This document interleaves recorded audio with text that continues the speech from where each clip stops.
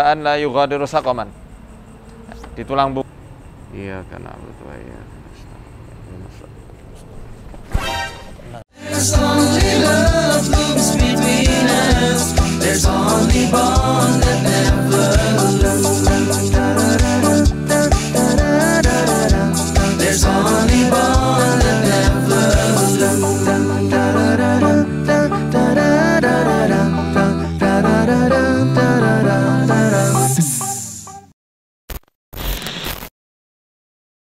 Ada makhluk melata yang menyerupai anak kecil yang beranjak remaja. Oke. Berarti kecil, Iya. nggak terlalu besar. Iya. Nggak seperti genderuwo atau yang lain-lain. Terus ditanyain, ajiniyun anta am ins? Kamu ini jin atau manusia? Bal jin katanya. Aku ini jin. Nah, salah satu untuk mengatasi gangguan jin adalah dengan cara ruqyah. Ruqyah yang dimana memang kita ada pola dengar atau melihat atau baca informasi ya, itu diruqyah. Diruqyah sama peruqyah. Tapi ada juga teman-teman yang namanya ruqyah mandiri. Bagaimana kita bisa melakukan ruqyah itu dengan diri kita sendiri gitu. Nah, sekarang malam ini kita akan belajar bersama Ustadz Muhammad Faizar untuk bagaimana cara meruqyah mandiri. Ini lengkap insya Allah akan dibahas sama Ustadz Faizar ya di Risalah Pelebur Jin Luhur. Nanti bisa di IG-nya ini nih. Silakan kalau mau pesan. Oke? Siap Ustadz, kita belajar ruqyah mandiri. Teman-teman perhatikan ya. Silakan Ustadz. Kalau ruqyah mandiri yang diajarkan oleh Nabi SAW adalah dengan menyentuh bagian tubuh yang sakit, Mas. Oke. Misal sakit kepala nih, kita sentuh dengan tangan kanan kita sambil pegang kepala yang sakit. Misal di sini. Atau misal sakit di dada, pegang dadanya. Kalau hatinya lagi sakit, Pegang hatinya. Menyembuhkan luka hati. Masya Allah. Kalau kena kanker, pegang dompetnya. Aduh, kanker kering ya. Kanker. Pegang perutnya, misal kalau sakit perut, gitu seterusnya. Oke. Kaki juga demikian. Nah, habis itu baca bismillah 3 kali. Bismillah 3 kali. Bismillah, bismillah, bismillah. Kemudian ada 2 jalur periwayatan. Ya. Ada yang dari Anas bin Malik dan Utsman bin Abi Al-As radhiyallahu anhum. Ada yang membacanya a'udzu billahi wa qudratihi min syarri ma ajidu wa hadir. Ada yang membaca a'udzu bi'izzatillahi wa qudratihi min syarri ma ajidu wa hadir. Ada 2 pilihan. Ya.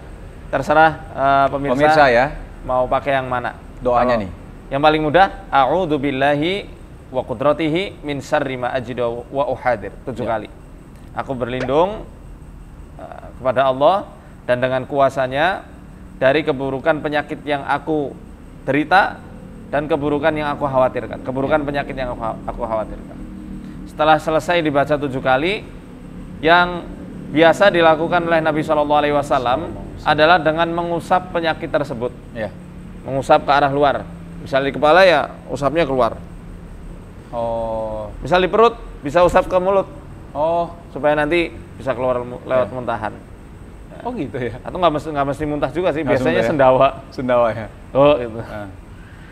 Nah itu, Tapi setelah baca doa, Ustaz. ya doanya adhibil ba'sa rabban nas, wasfi antas syafi la shifaa illa shifauk, shifaan la yughadiru saqaman. Itu awal mula yang kita lakukan. Ya. Bisa kita lakukan juga, Mas. Sebelum baca adhibil ba'sa, Ya. kita baca Al-Fatihah. Baca Al-Fatihah juga bisa, Ustaz ya? Bisa. Al-Fatihah itu bisa dibacakan pada suatu media air misalnya. Oke. Seperti yang dilakukan oleh Ibnu Qayyim al-Jauziyah dalam kitab At-Tibbun Nabawi karya beliau saat beliau sakit parah di Mekah dan tidak ditemukan tabib yang bisa mengobatinya, beliau bacakan Al-Fatihah 7 kali pada Zam-Zam. Oke. Diminum, Allah sembuhkan. Masya Allah. Kemudian bisa juga kita cocokkan karakter atau sifat penyakitnya dengan karakter ayatnya. Karakter ayat. Ya. Oke. Jadi para ulama salaf dan khalaf membiasakan hal yang demikian. Dalam artian ketika ada orang yang sakit, misalnya orang kena sakit demam, sifat demam panas dan menyeluruh. Ya. Maka Abu Abdillah mengobati Al-Marwadi yang kena sakit demam dengan dengan mengobatinya dengan surat Al-Anbiya ayat 69. Oke, Al-Anbiya 69. Qulna ya naru kuni barda wa salaman ala Ibrahim. Kami berfirman, wahai api, jadilah kamu dingin dan selamat bagi Ibrahim. Karena api kan panas, sama seperti demam panas. Allah jadikan dingin dan selamat. Karena kalau dingin aja yang gigil. Tapi dingin yang menyelamatkan. Dingin yang menyelamatkan. Yang menyehatkan. Nah, itu bisa dibacakan kepada orang yang sakit demam, atau dibacakan pada obatnya misalnya, atau herbalnya. Misal atau kita bacakan ke airnya ya, bisa baru diminum gitu ya, Ustaz ya. Ini tabarukan yang syar'i. Yang syar'i. Ya. Minta keberkahan sama Allah dengan hal-hal yang dibolehkan seperti itu. Bertawasul lah ya. Kemudian Ibnu Taimiyah rahimahullah taala mengobati orang mimisan dengan surat Hud ayat 44. Karena sifat dari mimisan bocor itu, nggak berhenti. Adapun surat Hud ayat 44 adalah ayat yang menceritakan tentang banjir bandang di zaman Nabi Nuh alaihi salam. Wa qila ya ardu bla'i ma'aki wa ya sama'u aqli'i wa ghidhal ma'u wa qudiyal amru wastawat 'alal judi wa qila bu'dan lil qaumidh dhalimin. Dan dikatakan kepada bumi, bumi telanlah banjirmu, wahai langit tahan hujanmu, wa ghidhal ma', air menjadi surut. Ini kata kuncinya yang dipakai oleh Syekhul Islam Ibnu Taimiyah rahimahullah taala. Saat itu juga berhenti. Masya Allah. Apanya? Mimisannya. Nah, ini nggak hanya untuk mimisan, pendarahan, luka yang menganga itu bisa dibacakan. Diare bisa juga. Bisa juga ya? Bisa juga. Oke. Ya pokoknya hal yang bocor lah. Itu kan bocor juga. Nah, apakah cukup dengan ruqyah kemudian kita berharap penyakit itu langsung sembuh? Itu juga jangan seperti itu. Ya. Kita ada di tengah-tengah. Karena kata Syekh Shalih Fauzan yang menjadikan Rasul sallallahu alaihi wasallam mengatakan kriteria orang yang bertawakal penuh adalah orang yang tidak minta ruqyah. Karakter orang jahiliyah, mereka meminta ruqyah pada segala hajat-hajatnya. Jadi apapun udah ruqyah aja langsung. Tapi mengesampingkan ikhtiar yang lain. Iya. Misal dia sakit, mengesampingkan pengobatan-pengobatan yang lain, ini juga tidak dibenarkan sebenarnya. Jadi ruqyah harus seimbang dengan pengobatan-pengobatan yang dibolehkan secara syariat. Itu ruqyah mandirinya seperti itu. Oke, baik. Nah, jadi ruqyah mandiri cuma gitu aja tadi yang antum ajarkan tadi. Simpel kayak gitu aja ya. Itu ayat-ayat yang spesifik. Ada ayat yang sabut jagat yang diajarkan Nabi Shallallahu alaihi wasallam, Al-Fatihah, Ayatul Kursi. Al-Kafirun ketika beliau disengat kalajengking, beliau baca Al-Kafirun. Al-Ikhlas, Al-Falaq dan An-Nas. 4 kul ditempatkan kepada yang sakit. Tempat yang sakit, baru habis itu baca adhibil ba'sa rabban nas wasfi anta syafi. Keluar gitu ya, Ustaz ya. La shifa ila shifa. Shifaan la yughadiru saqaman. Sambil dikeluarkan. Ini saya sebenarnya sudah tulis di buku Mukjizat Penyembuhan Ayat Al-Qur'an. Bukunya apa nama judulnya, Ustaz? Mukjizat Penyembuhan Ayat Al-Qur'an. Mukjizat Penyembuhan Ayat Al-Qur'an. Masya Allah. Tadi yang Ustaz sampaikan itu ada di bukunya. Silakan teman-teman. Nah, di sini nih pesannya ya. Oke. Kita masuk ke ruqyah, di ruqyah ya Ustaz ya. Sekarang meruqyah. Anan, ayo. Baik teman-teman semua, sekarang Ustaz meruqyah teman kita ini, Anan. Udah siap Nan ya? Insyaallah. Tapi dari tampangnya kayaknya kalau andaikan ada jin, Ustaz. Sepertinya jin senang keluar dari dia, Ustaz. Alhamdulillah. Atau jinnya kerasukan. Ini untuk meruqyah orang. Ya. Kalau prinsip yang diajarkan oleh guru-guru saya di kantor, adalah dengan cara berdiri seperti ini. Ini lebih efektif insya Allah untuk menjaga kesadaran.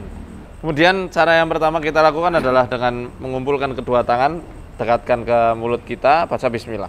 Ini khusus yang meruqyah saja. Ya. Salah. Mas Wisnu mau nyoba apa? Bismillah, tiupkan. Kemudian diusap, digosokkan sampai hangat. Ini diletakkan di sini. Di kahil namanya. Kahil. Jadi juga titik sentralnya mereka juga di sini. Kemudian kita usap ke bawah sambil baca adhibil ba'sa rabban nas wasfi antas syafi la shifa illa shifa'uk shifaan la yughadiru saqaman. Di tulang punggung ini banyak biasanya mereka itu nempel dan juga saraf-saraf yang mewakili seluruh organ-organ dalam manusia. Kita pegang di sini dan kita bacain Al-Fatihah. A'udzu billahi minasyaitonir rajim. Bismillahirrahmanirrahim. Alhamdulillahirabbil arrahmanir rahim. Maliki yaumiddin. Iyyaka na'budu wa iyyaka nasta'in. Ihdinas siratal mustaqim.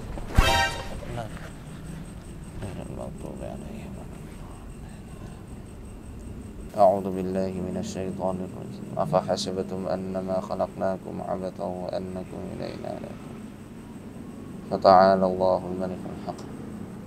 لا إله إلا هو رب العرش الكريم ومن يدع مع الله إلها آخر لا برهان له به فإنما حسابه إلا إنه لا يفلح الكافرون وقل رب اغفر وارحم وأنت خير الراحمين يا معشر الجن والإنس إن استطعتم أن تنفذوا من أقطار السماوات والأرض فانفذوا لا تنفذون إلا بسلطان فبأي آلاء ربكما تكذبان يرسل عليكما شواظ من نار ونحاس فلا تنتصران فبأي آلاء ربكما تكذبان بسم الله الرحمن الرحيم والصافات صفا فالزاجرات زجرا فالتاليات ذكرا إن إلهكم لواحد رب السماوات والأرض وما بينهما ورب المشارق إنا زينا السماء الدنيا بزينة الكواكب وحفظا من كل شيطان مارد لا يسمعون إلى الملأ الأعلى ويقذفون من كل جانب دحورا ولهم عذاب واصب إلا من خطف الخطفة فأتبعه شهاب ثاقب أعوذ بالله من الشيطان الرجيم أفحسب الذين كفروا أن يتخذوا عبادي من دوني أولياء إنا أعتدنا جهنم للكافرين نزلا قل هل ننبئكم بالأخسرين أعمالا الذين ضل سعيهم في الحياة الدنيا وهم يحسبون أنهم يحسنون صنعا أولئك الذين كفروا بآيات ربهم ولقائه فحبطت أعمالهم فلا نقيم لهم يوم القيامة وزنا ذلك جزاؤهم جهنم بما كفروا واتخذوا آياتي ورسلي هزوا إن الذين آمنوا وعملوا الصالحات كانت لهم جنات الفردوس نزلا خالدين فيها لا يبغون عنها حولا قل لو كان البحر مدادا لكلمات ربي لنفد البحر قبل أن تنفد كلمات ربي ولو جئنا بمثله مددا قل إنما أنا بشر مثلكم يوحى إلي أنما إلهكم إله واحد فمن كان يرجو لقاء ربه فليعمل عملا صالحا ولا يشرك بعبادة ربه أحدا أعوذ بالله من الشيطان الرجيم بسم الله الرحمن الرحيم طه ما أنزلنا عليك القرآن لتشقى إلا تذكرة لمن يخشى تنزيلا ممن خلق الأرض والسماوات العلى الرحمن على العرش استوى له ما في السماوات وما في الأرض وما بينهما وما تحت الثرى وإن تجهر بالقول فإنه يعلم السر وأخفى الله لا إله إلا هو له الأسماء الحسنى.